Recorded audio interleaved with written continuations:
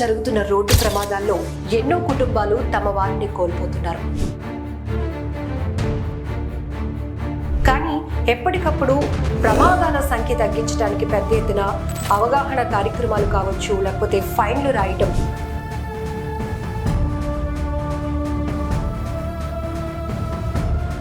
మనకు ప్రతి 2 నిమిషాలకు ఒక ప్రాణం పోతుంది ఇండియాలో యాక్సిడెంట్స్ రూపంలో.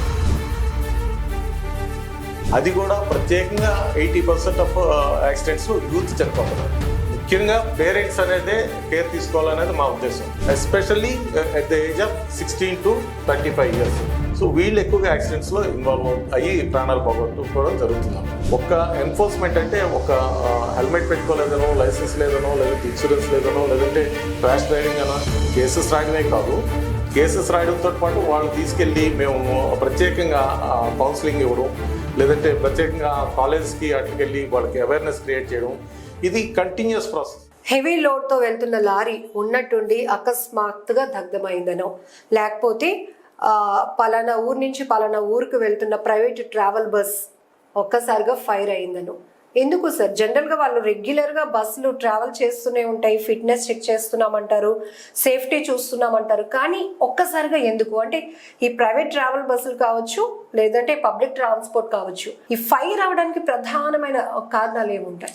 ఈ ఫైర్ అవడానికి ముఖ్యంగానమ్మా ఎక్కడైనా ఫ్యూయల్ లీకేజెస్ కానీ, ఎక్కడైనా లేదంటే వైర్స్ షార్టేజ్ కానీ, లేదా ఎక్కడైనా సరే ఎక్కడైనా ఒక మెకానికల్ పార్ట్ ఎక్కడైనా రబ్ అవుతుందా రోడ్డుకి, లేదంటే దాని ఇంటర్నల్గా ఏమైనా రబ్ అవుతుందా. సో ఈ డిఫరెంట్ ఫ్యాక్టర్స్, అంటే ఇంటర్నల్గా పాసెంజర్స్ ఏమన్నా యూజ్ చేస్తారా, సమ్ మ్యాచ్ బాక్స్ కానీ ఇంకోటి కానీ. సో ఇవన్నీ ఫ్యాక్టర్స్ ఫైర్కి దోహదపడతాయి. కాకపోతే ఇవాళ రేపు మనం యాక్సిడెంట్స్లో చూసి ఉంటారు మీరు, 2-3 బస్సెస్ కాలిపోవడం అదంతా. అదేంటంటే మేజర్ హిట్స్ జరిగినప్పుడు ఆటోమేటిక్గా అక్కడ ఎప్పుడైతే ఇంపాక్ట్కి ఆటోమేటిక్ ఫైర్ జనరేట్ అవుద్ది. బట్ ఏవి జనరేట్ అయినా అది ఫ్యూయల్ ట్యాంక్ దగ్గరలో అవడం కానీ, లేదంటే ఆ బ్యాటరీ వైర్స్ దగ్గరలో అవడం కానీ, ఆ బ్యాటరీ షార్టేజెస్ కానీ, ఆ కరెంట్ ఎక్కడైనా షార్ట్ సర్క్యూట్ అవడం వల్ల కానీ ఫైర్ క్యాచ్ అవుతుంది. ఫైర్ క్యాచ్ అవ్వగానే అదర్ పాయింట్ ఆఫ్ వ్యూలో మనం ఏంటంటే ఫ్లైట్స్లో అక్కడ మనకి ఎయిర్ హోస్టెస్ మనకు గైడ్ చేస్తూ ఉంటారు. మనం ఫ్లైట్ ఎక్కగానే ఇదిగో ఈ విధంగా మనం in case of emergency you have to follow certain protocols అని.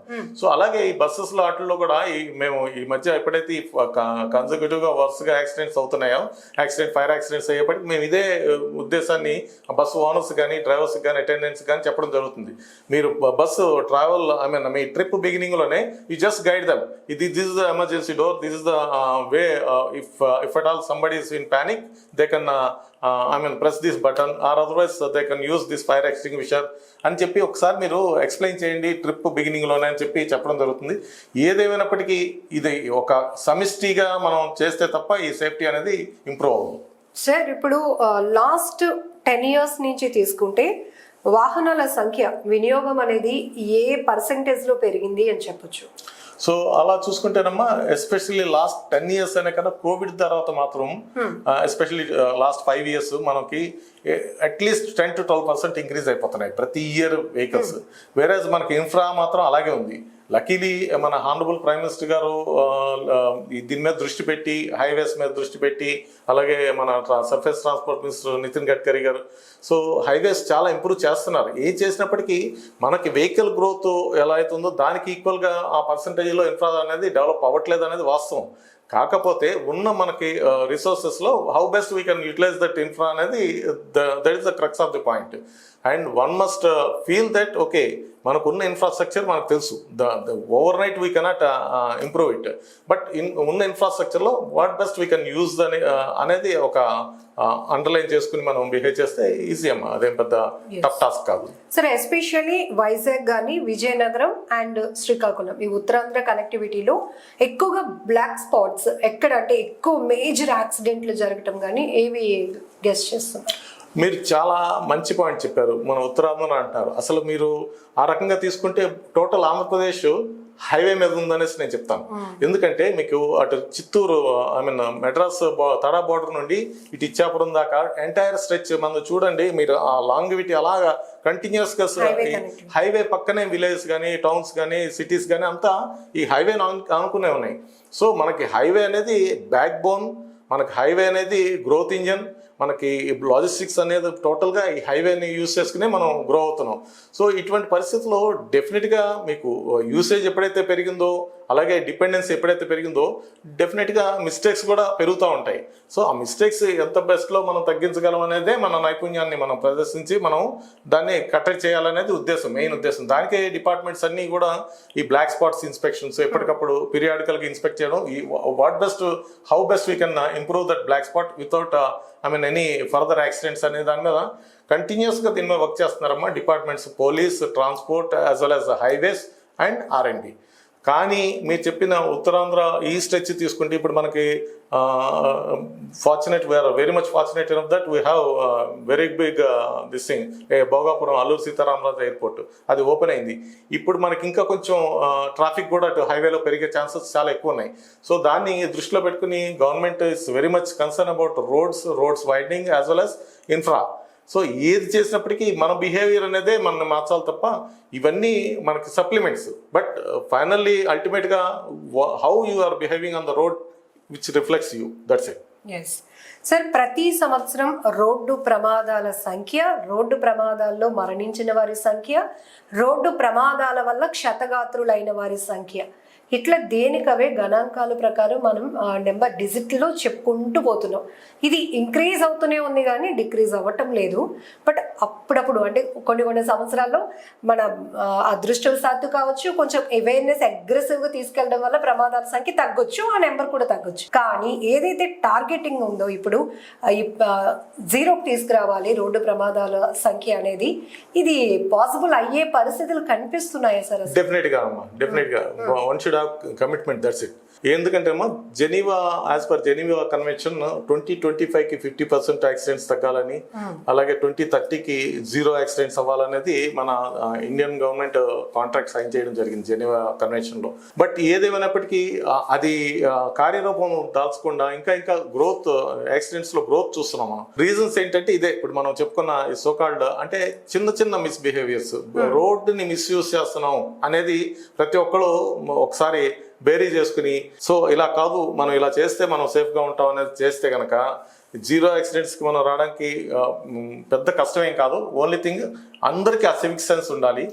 అందరూ అంటే నేను మళ్ళీ అదే చెప్తున్నాను, రోడ్ అనేది నేను ఒక్కడిని సేఫ్కి వెళ్తేనే చాలు, నాతో పాటు అదర్ రోడ్ యూజర్ కూడా సేఫ్గా వాడినప్పుడే ఆ రోడ్ని ప్రమాదరహితంగా చేయగలుగుతాం. అలాగే యాక్సిడెంట్స్ జరిగినప్పుడు మీరు చాలా సందర్భాల్లో చూసుంటారు, ఎస్పెషల్లీ యూత్. మళ్ళీ నేను నా రిక్వెస్ట్ ఏంటంటే మీ ద్వారా తెలియజేసేది, యూత్కి స్పెసిఫిక్గా యాక్సిడెంట్ అవ్వగానే మనం ఫొటోస్ తీస్తున్నాం, వీడియోస్ తీస్తున్నాం, జస్ట్ లైక్ దట్ మనం ఫేస్బుక్లోనో ఇన్స్టాలోనో పెడుతున్నాం. అది కాదు. You please come forward to rescue that person, come forward to lift that person to hospital. So ఇది చేయండి. ఇది చేస్తే మీకు బ్లెస్సింగ్స్ దొరుకుతాయి, గాడ్ బ్లెస్సింగ్స్ దొరుకుతాయి. సేమ్ టైం అక్కడ ప్రాణం కాపాడబడుతుంది. ఎందుకంటే గోల్డెన్ అవర్ అనేది ఉంటుంది. ఏ యాక్సిడెంట్స్ అయినా సరే ఆ గోల్డెన్ అవర్లో హాస్పిటల్కి విక్టిమ్ని రీచ్ చేయగలిగితే, తీసుకెళ్ళగలిగితే, that will be the finest thing to save his life.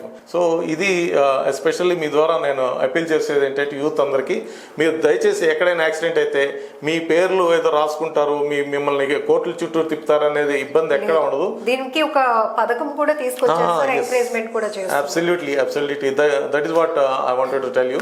PM Rahat అనేసి ఆమె ఇది రహవీర్ అని, అంటే మీరు యాక్సిడెంట్స్లో ఎవరైనా విక్టిమ్ని మనం సేవ్ చేసి హాస్పిటల్కి తీసుకెళ్తే టైమ్లీ ఆ ప్రాణాన్ని కాపాడితే వాళ్ళు గవర్నమెంట్ సైడ్ నుండి 25,000 రూపీస్ పారితోషికం ఇవ్వడమే కాకుండా సర్టిఫికెట్ కూడా ఇస్తున్నారు. సో దీన్ని ఏంటి అంటే గవర్నమెంట్ ముఖ్య ఉద్దేశం to save the life. Golden అవర్లో షిఫ్ట్ అయిపోవాలి, ఆ అబ్బాయి సేవ్ అవ్వాలి, ఆ అమ్మాయి సేవ్ అవ్వాలి అనేది మేము ముఖ్యంగా సెంట్రల్ గవర్నమెంట్ ఒక స్కీమ్ తీసుకొచ్చి చేస్తుందమ్మా. సో అందులో భాగంగా అగైన్ ఫ్రీ హాస్పిటల్ ఎక్స్పెండిచర్ కూడా 7 days దాకా 1,50,000 ప్లస్ 7 days అంటే విచ్ ఎవర్ ఇస్ హయ్యర్.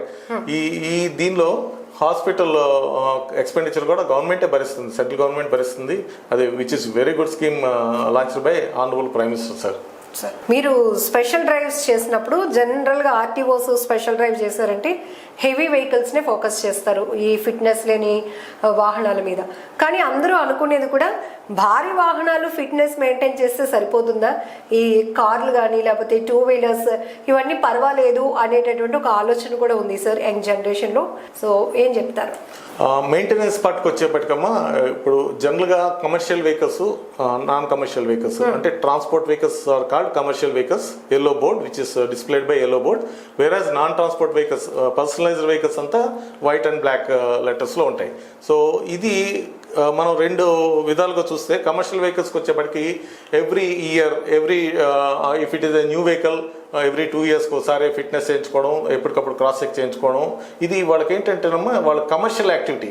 ఆ వెహికల్ ఎప్పుడు వాళ్ళు యూస్ చేస్తూనే ఉంటారు రోడ్డు మీద 24/7 ఏదో ఒక లోడ్ వేసుకునో లేదంటే ఇంకో సందర్భంలో మూవ్ అవుతూనే ఉంటుంది కనుక రెగ్యులర్ మెయింటెనెన్స్ చేస్తూ ఉంటారు. వేరే పర్సనలైజ్డ్ వెహికల్స్కి వచ్చేప్పటికి మనం అదే ఇందాక మీకు 1-2 ఎగ్జాంపుల్స్ చెప్పాను. ఇప్పుడు నేను ఒక బ్యాంక్ ఎంప్లాయీని, నాకు ఎప్పుడు బ్యాంక్ వెళ్ళి వస్తూ ఉంటాను, ఎప్పుడో మంత్లీ వన్సో బై మంత్లీయో నాకు లీవ్ దొరుకుద్ది, అప్పుడు పిల్లల్ని తీసుకుని బయటకు వెళ్తాను. సో అప్పటిదాకా పెద్దగా వెహికల్ 4 వీలర్ వాడను. సో వాడపోయేపటికి నేనేంటి 2-3 ఇయర్స్ అయ్యేపటికి ఈ టైర్స్ హార్డ్ అయిపోతాయి.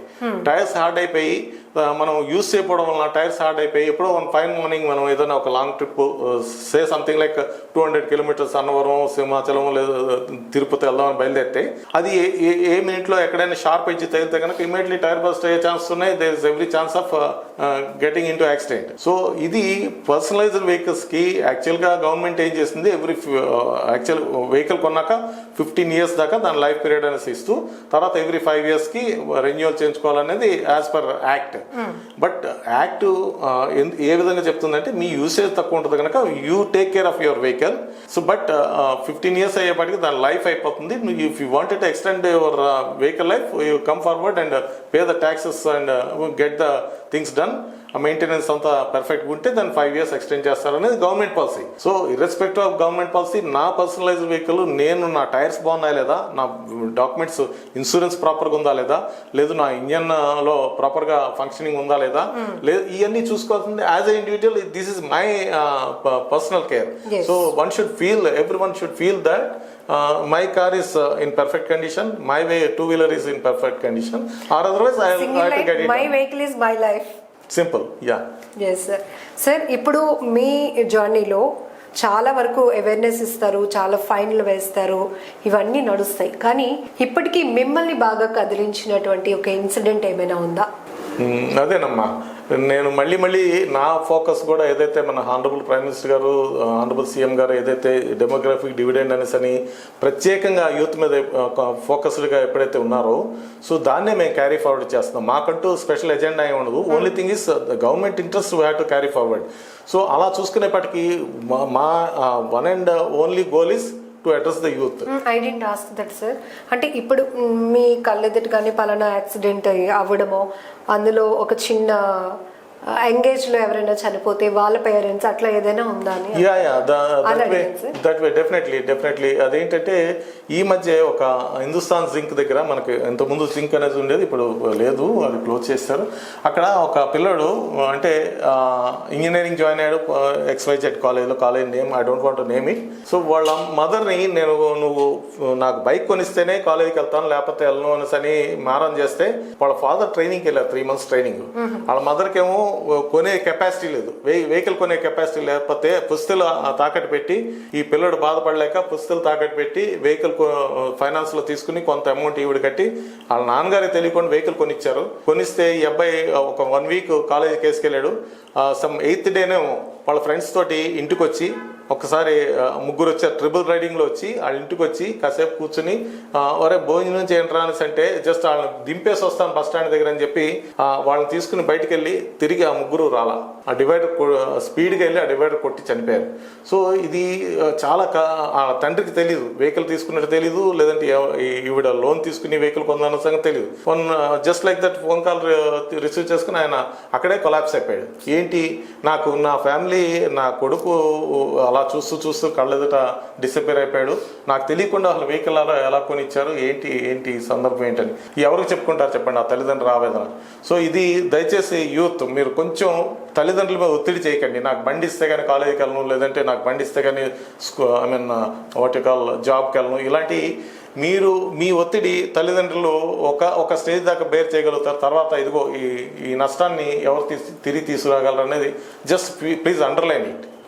Thank you for valuable information, sir, and thanks for your valuable time also. Thank you. Namaste.